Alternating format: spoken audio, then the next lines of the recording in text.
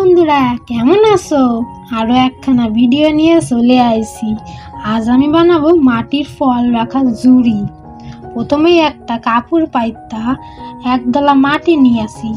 তারপর মাটিটারে ভালো করে চেপে চেপে ঠেসে ঠেসে থাপড়ে থাপড়ে গোল আকার করে নিতাছি।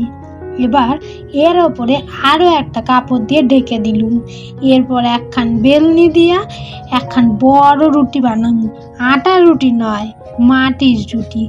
এই বেলনিটা আমার ঠাম্মা আমার কিনা দিয়েছিল, চাকলা দিয়ে ঘুরতে গেছিল না, তাই আমার জন্য কিনে আনছিল।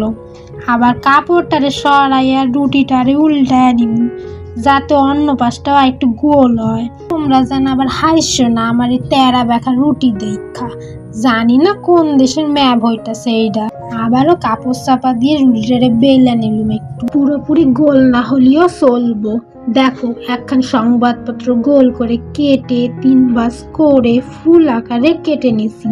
ওটা আর ভিডিওতে দেখায় নাই, সময় অপচয় হইব তো, তাই দেখো আমি কিভাবে সংবাদপত্রটারে মাটির রুটির ওপরে বসিয়া নিলুম। এবার একখান ছুরি নিয়া ওই ছুরির সরু অংশটা দিয়া পিপারের ধার বরাবর মাটিটারে কেটে নিম, যেমন ভিডিওতে দেখাইতাছি ঠিক তেমনই। আর আমার ছোট্ট বন্ধুরা, তোমাদেরকে বলতাছি, যদি আমি ভিডিওতে কোনো প্রকার ছুরি, ব্লেড, কাঁচি ব্যবহার করি, তোমরা কিন্তু একদম ওইসব ব্যবহার করার চেষ্টা করবা না। এগুলো ব্যবহার করার সময় বড়দের সাহায্য নেবা, কারণ তোমাদের হাত কাটতে গেলে কিন্তু তোমাদের মতো আমিও খুব কষ্ট পাবো। এবার বাড়তি মাটিটারে তুইলা নিব। আমার এই ভিডিও যদি তোমাকে ভালো লাগে থাকে তাহলে লাইক, শেয়ার, কমেন্ট করে আমাকে উৎসাহ দিও। আর সাবস্ক্রাইব বাটন প্রেস কইরা পাশে থাকা বেল আইকনটারে ক্লিক কইরা দিও। দেখো, দেখতে দেখতে আমার মাটি তোলা হইয়া গেল। এবার সংবাদপত্রটারেও আস্তে আস্তে তুইলা দিব। এবার অল্প মাটি নিয়ে একদম সরু সরু লেচি কইরা নিমু এবং লেচিগুলারে পাপড়ির ধার বরাবর লাগিয়া নিয়ে আঙুল দিয়ে সমান কইরা দিমু, যাতে ধারগুলো ভাঙা না যায়। আমি এই ঝুড়িটা কেন বানাইতেছি জানো? আমার মা ভেবেছিল এবার রথের মেলায় গিয়া একখান ফলের ঝুড়ি কিনবে, কিন্তু আমার জন্য সে যাইতে পারি নাই।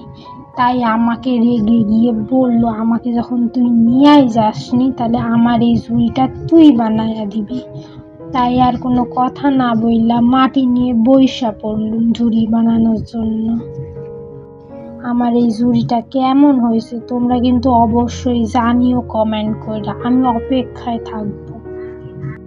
এক এক করে কিন্তু সব কটা পাপড়িতেই চেপে চেপে আঙুল দিয়ে লেচিগুলোরে লাগিয়ে নেবে এবং লাগানো হয়ে গেলে আঙুল দিয়ে সেগুলোকে সমান করে দিবে। এরপর একখান পঞ্চ নিয়ে একটু জলে ভিজাইয়া ওর উপর লেপা দিবি, যাতে সমান দেখায়। বেশি জল দিতে যাবা না, তাহলে কিন্তু কাদা কাদা হয়ে যাবে। আর পাপড়িগুলো সব কটা সমানভাবে মুছে নিবা, যেমন আমি ভিডিওতে দেখাইতেছি না, ওই রকমই করবা। ভালো করে ভিডিওটা দেখো। এরপর একখান ছোট হাঁড়ি, গামলা, বাটি, রান্নাঘরে যাই গোল পাবা তাই নিয়ে চলে আইবা। এরপর ওর ওপরে কাপড় দিয়া মাটির ফুলটারে উল্টায়া দিবা। সাবধানে উল্টাইবা যাতে ভেঙে না যায়।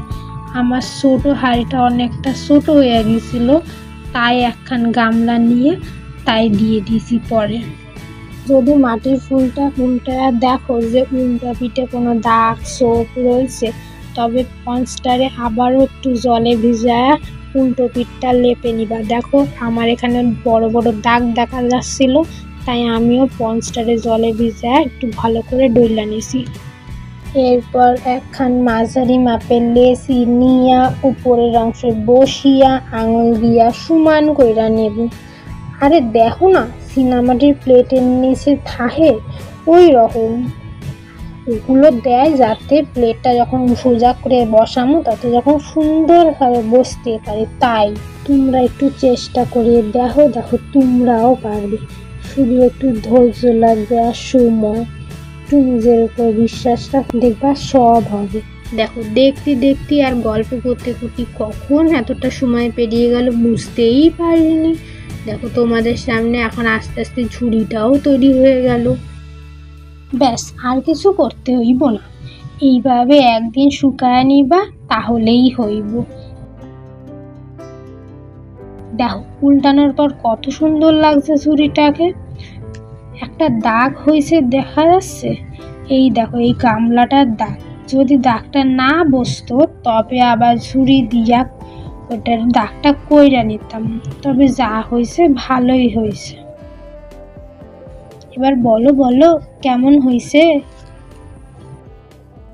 তবে আজ এই পর্যন্তই থাক, বাকি গল্প হইব পরের ভিডিওতে।